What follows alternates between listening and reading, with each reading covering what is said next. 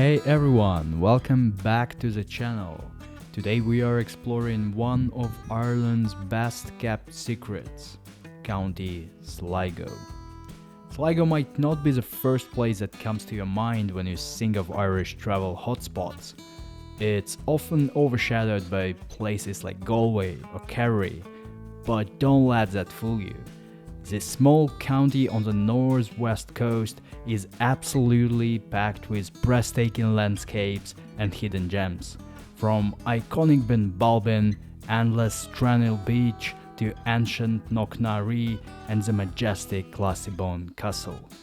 So hit the like and subscribe buttons below and let's dive straight into the magic of Sligo.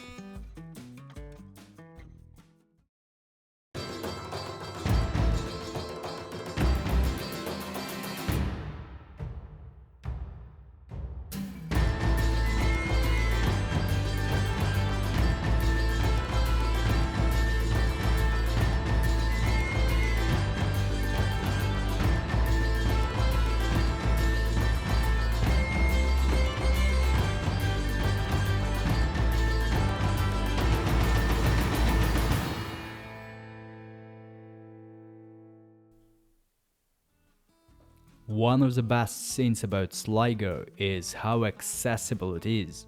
You can leave the hustle of Dublin and be standing at the foot of Benbulben in just 2.5 hours. And if you aren't planning on renting a car, don't worry, it's incredibly easy to get here. There's a direct train from Dublin that drops you right in the heart of Sligo town in just about 3 hours.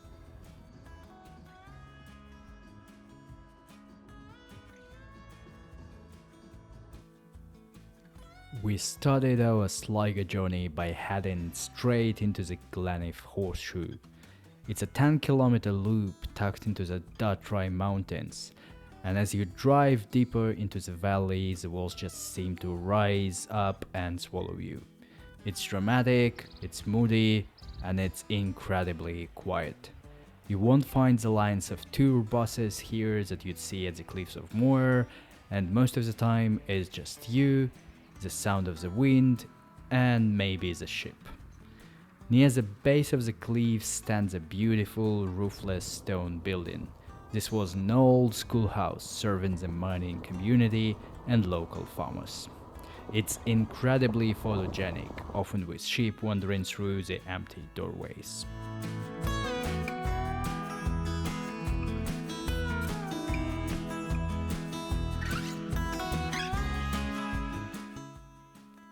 Now if you look way up there near the very top of that massive ridge, you'll see a dark, jagged opening. That cave has a beautiful ancient Gaelic name, the one that I'm not even going to risk trying to pronounce because I definitely get it wrong.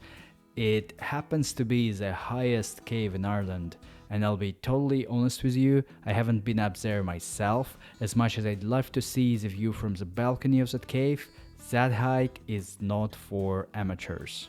However, if you're an experienced climber or just want to see what it's like from the inside, it is very easy to find blogs and videos from the people who've made it to the top.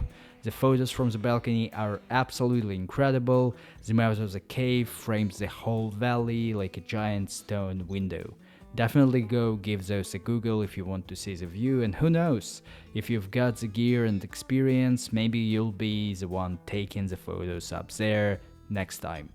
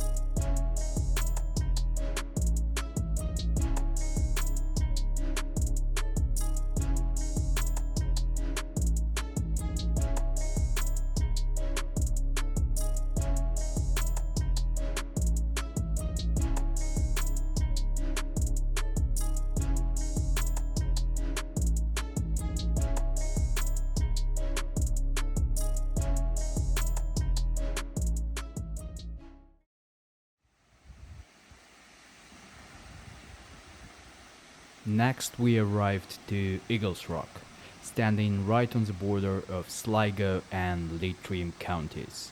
It's Ireland's highest freestanding rock pillar. It's a massive limestone structure that towers over the valley. One thing to keep in mind here is that while Eagles Rock is a popular spot for hikers, it's actually on private farmland. Thankfully, the landowners are generous enough to allow access. There's a council maintained car park at the base, and from there you'll see a marked right of way and a stile. As long as you stay on the gravel track and the marked walking trail, you're good to go.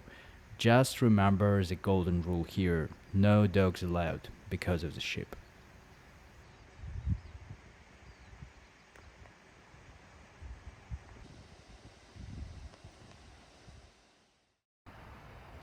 After the wild heights of the mountains, we arrived at Glencar Lake. Now, technically, we've crossed the border into County Leitrim here, but it's so close to Sligo and so tight to the landscape we've been exploring that we just had to include it. Just a 2-minute walk from the car park is the famous Glencar Waterfall. But if you want to see something truly massive, here is the Devil's Chimney. At 150 meters, it's officially the highest waterfall in Ireland. To put that in perspective, it's 3 times the height of Niagara Falls. The Devil's Chimney can only be seen at certain times, which is where Ireland's mild, wet climate works in your favor. If there have been long periods of dry weather, it doesn't flow. We were incredibly lucky to meet the man who owns this land, and he's not your typical farmer. He runs an alpaca farm here at the base of Ireland's highest waterfall. He was kind enough to take us for a walk with his alpacas and share some of the history of this place. His family has lived on and farmed this land for more than a century.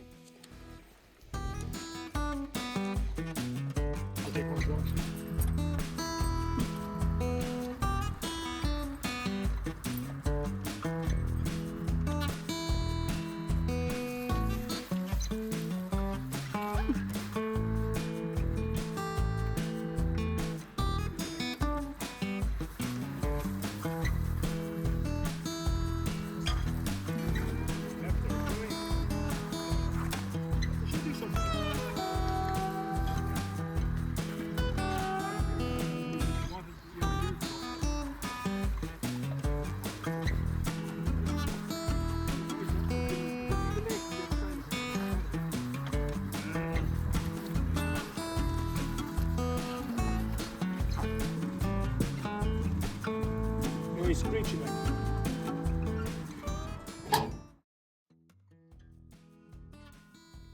We're heading to the floor of the Atlantic. This is Coney Island. And no, we haven't accidentally flown to New York.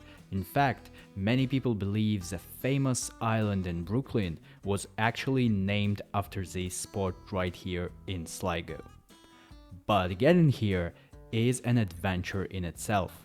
There's no bridge. Instead, when the tide goes out, it reveals a hidden road across the sea floor. You follow these massive stone pillars that mark the safe path across the sand. It feels a bit like a movie, driving or walking across the bottom of the ocean, knowing that in a few hours this entire road will be underwater again.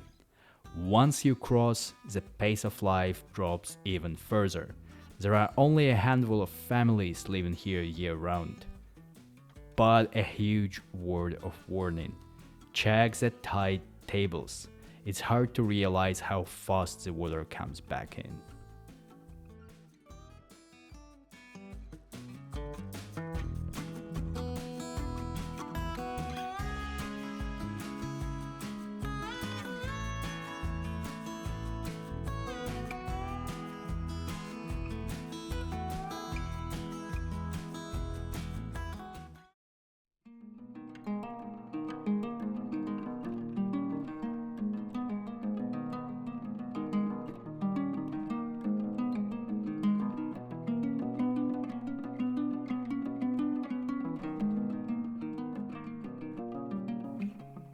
Just a short drive from Sligo town, we've arrived at Ross's Point. If the mountains felt like a wild escape, Ross's Point feels like the maritime heart of the county. It's here that you really start to understand why Sligo is officially nicknamed Yeats Country. The world-famous poet William Butler Yeats and his brother, the painter Jack Butler Yeats, spent their childhood summers right here. W.B. Yeats famously called Ross's Point the memory of my childhood. He didn't just visit Sligo. Many of his most famous works were inspired by the folklore he heard from local sailors right here on these docks. As you walk along the promenade, you'll find the Waiting on Shore monument, a tribute to the women who stood here for generations watching the horizon for their men to return from the ocean.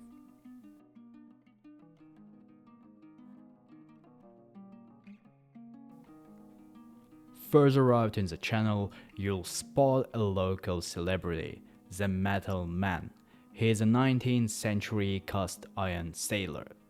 If you look closely at the Metal Man, you'll notice he is dressed as a 19th century Royal Navy petty officer.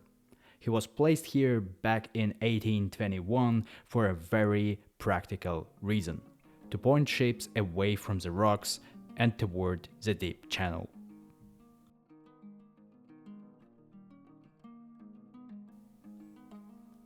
Actually, there's an identical Metal Man standing on a cliff in Tramore, County Waterfall, on the opposite side of the country.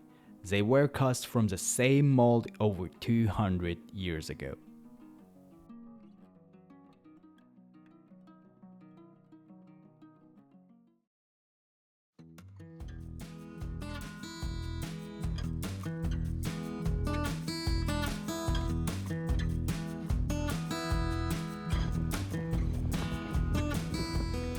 Strandhill is a village 10 minutes drive from Sligo town, and it is world renowned for its surf. There's a long sandy beach that stretches for miles, but here is the kicker: it's actually not a swimming beach. The currents and riptides here are so powerful that even on a calm day, it's strictly for surfers only. But honestly, just sitting and watching the power of these waves is an experience in itself.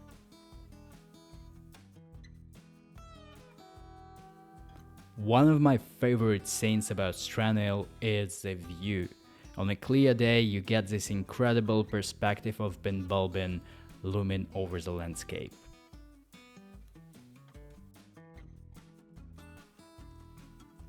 Strandhill is one of the most famous places in Ireland to actually learn how to surf. Because the beach has such a consistent break, it's the perfect classroom. You'll see instructors and learners out here on most days.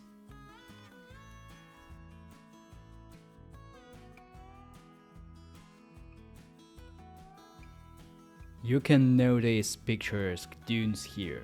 These aren't just little sandhills, they are massive, towering structures that have been shaped by the Atlantic winds over thousands of years. Walking through them feels like being in a desert that accidentally ended up in the west of Ireland. The dunes are beautiful, but they are also quite fragile. Stick to the established sandy paths so we don't erode the grass. It's the only thing keeping the beach from moving into the village. Dominating the skyline behind Strandhill is Knocknarea. It's not just a mountain, it's a monument. That massive stone bump you see on the summit, that's Maeve's cairn. Legend has it that this is the final resting place of Queen Maeve of Connacht, the fierce warrior queen from Irish mythology. Archaeologists believe the cairn dates back to 3400 BC, making it older than the pyramids of Egypt. It's estimated to contain about 40,000 tons of stone, and the craziest part? Every single stone was carried up that mountain by hand. The hike up is one of the best in Sligo. They've recently built the Queen Maeve Trail, which starts at the seaside and winds its way up through the beautiful woodland and steep steps. It's a bit of a hot pampa, but the views of the Horseshoe and Benbulben across the bay are absolutely world class.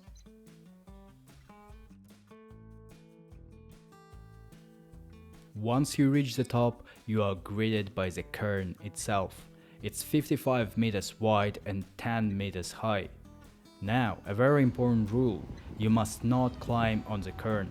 It's a sacred ancient site, and the weight of people walking on it causes the stones to shift and damage the structure.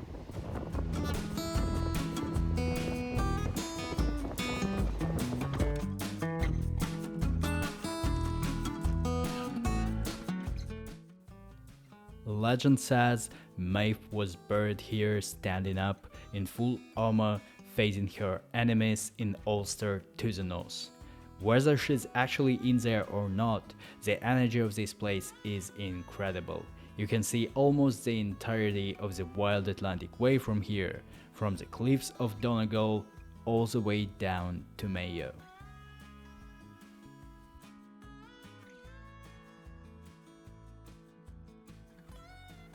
There's a massive caravan and camping park right on the edge of the dunes.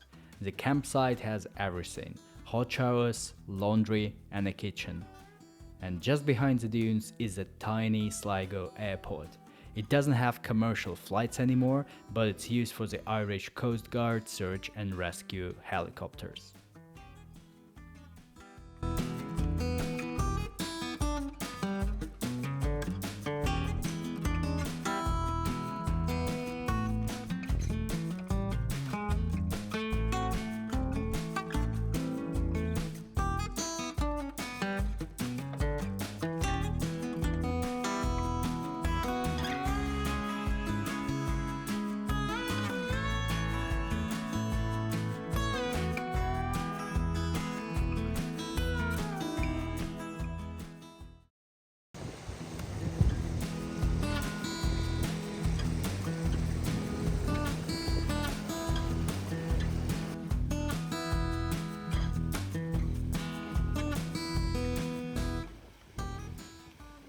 And finally, we face the giant.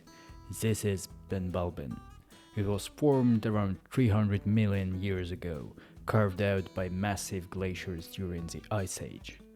You've seen its profile in every shot of Sligo so far, but standing on the foot of it, it's intimidating. It's the mountain that inspired W.B. Yeats to write his own epitaph. Cast a cold eye on life, on death, horsemen pass by. He's buried just down the road at Drumcliff, right under the shadow of this peak. He specifically asked to be buried under Benbulben. His final poem, written just before he died, is actually named after the mountain. He tells the horsemen to pass by, but the mountain stays. For Yeats, Benbulben was a symbol of the eternal, something that stood still while the rest of the world changed.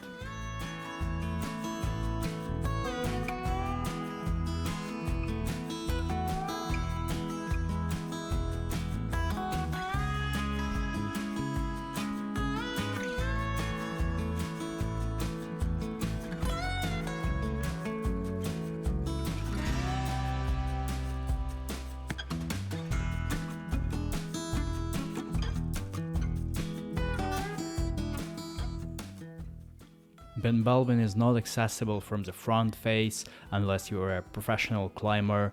The human way up is from the back, starting at Luke's Bridge.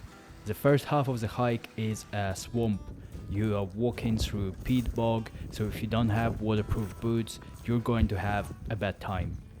But once you start the steep climb up the grassy gully, the ground firms up.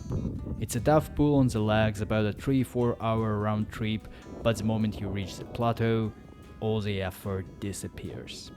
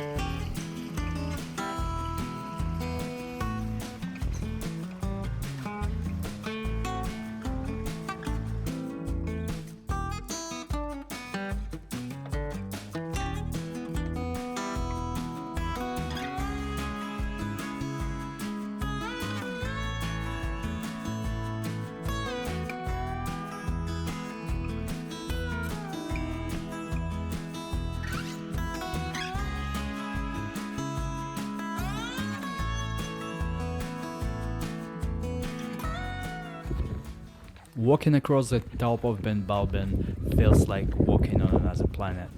It's massive, but when you reach the edge, it's the most spectacular view in Ireland. You're looking straight down at the forests, the ocean, and the villages we've visited. You can see the Horseshoe to your right and the Atlantic to your left.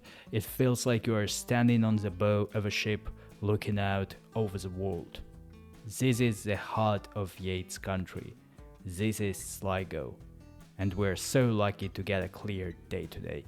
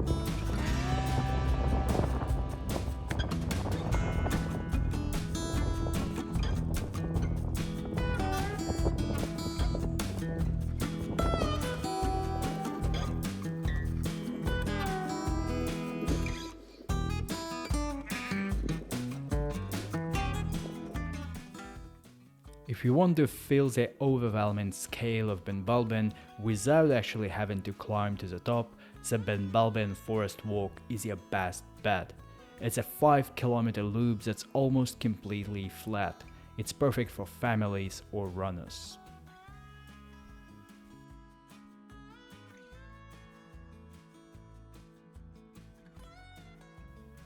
When you are standing on the forest road, you are right under the Benbulben's face. These cliffs rise nearly 500 meters straight up. From here you can see the unique ridges that look like giant organ pipes carved into the stone. The best part about this walk is the variety. On one side of the pass you have the prehistoric vertical walls of the mountain, but then you turn around and you're looking out over Mullaghmore, Classiebawn Castle, and the entire Atlantic coastline. And that's where we are heading next.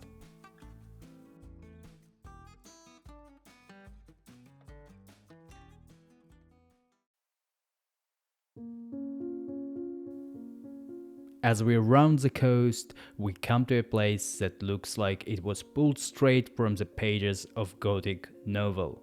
This is Mullaghmore Head.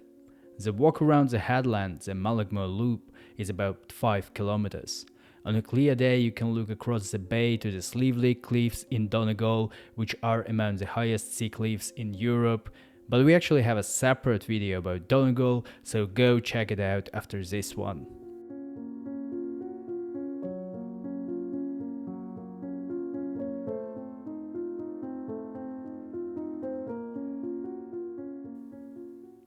What's amazing is the contrast.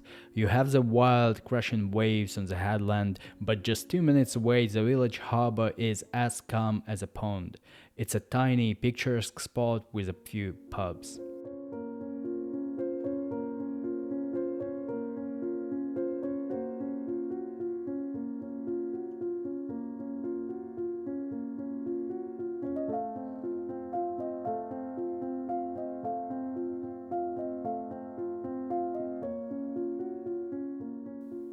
After a day of exploring the windy heights of Benbulben and the rugged coast here, there's nothing better than a bowl of local seafood chowder while watching the fishing boats come in. Mullaghmore is a reminder that in Sligo, the landscape can be both fierce and incredibly peaceful at the same time.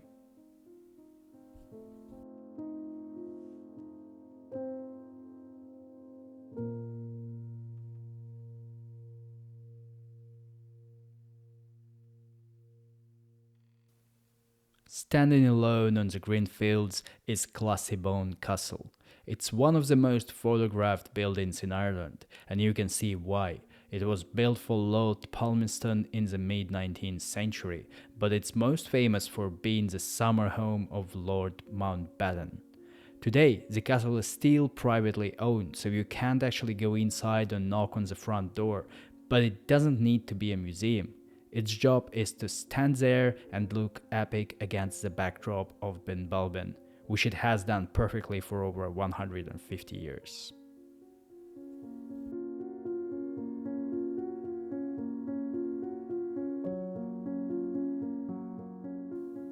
And that brings our trip through Sligo to an end. As you probably noticed, this video features clips from our visits across different seasons. Originally, we came here looking for a quiet alternative to the usual tourist crowds, but we found so much more, and we just keep coming back again and again. Without a doubt, Sligo has become one of our absolute favorite places in all of Ireland. So if you are planning a trip to Ireland, you definitely need to keep this place on your radar.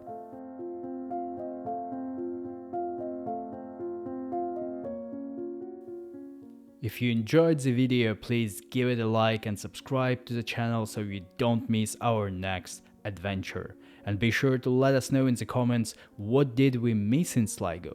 We want to make sure we see it next time we are there. Thank you guys, this is Ireland. See you soon.